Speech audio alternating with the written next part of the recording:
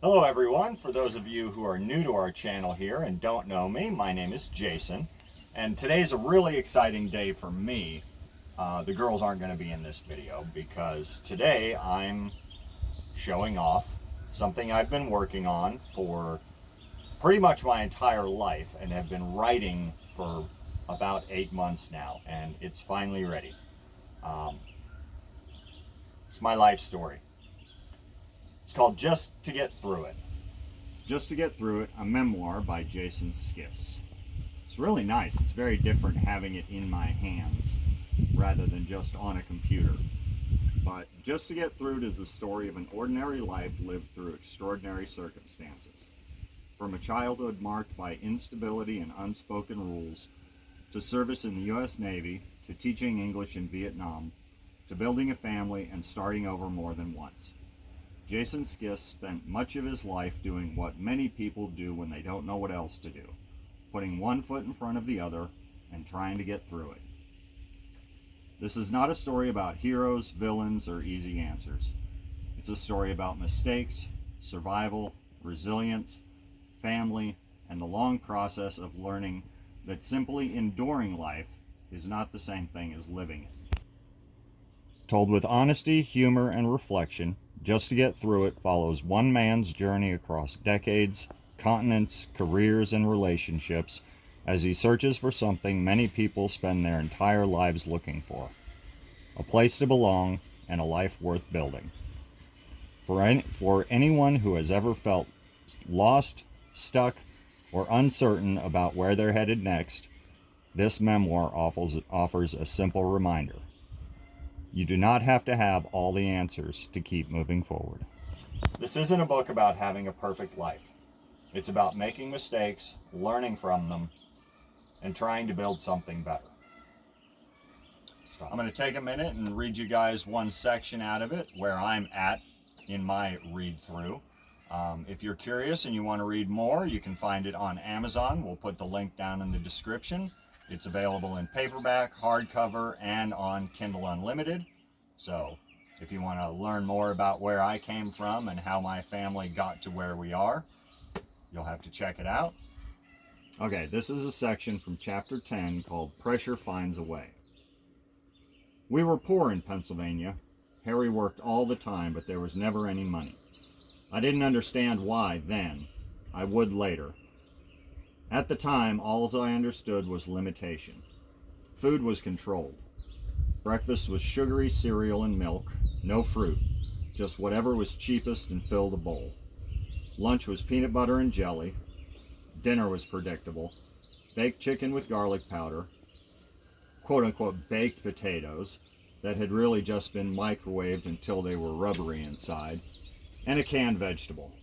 Always canned, never fresh, rarely frozen, whatever cost the least. There were exceptions. When we went shopping, Harry bought things for himself. 2-liter bottles of soda, 3 or 4 at a time. Those were his. We weren't allowed to touch them. He'd buy grapes for himself.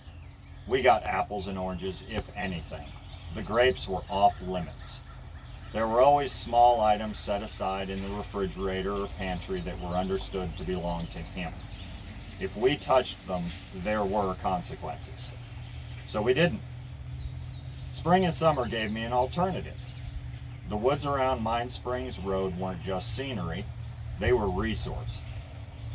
I'd go out looking for ripe grapes, blackberries, wild ones, anything edible.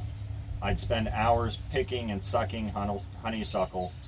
Sometimes I'd eat leaves right off the sassafras trees. They had a clean, almost citrus smell when you crushed them. I didn't know anything about nutrition. I just knew that they were green and they filled my stomach. My Aunt Anna said they were safe to eat. Then puberty hit. I shot up fast, nearly a foot in 5 or 6 months.